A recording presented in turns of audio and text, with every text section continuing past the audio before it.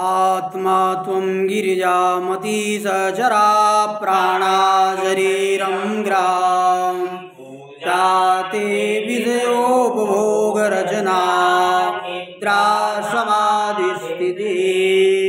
संचारः पदयो प्रदक्षिणविधि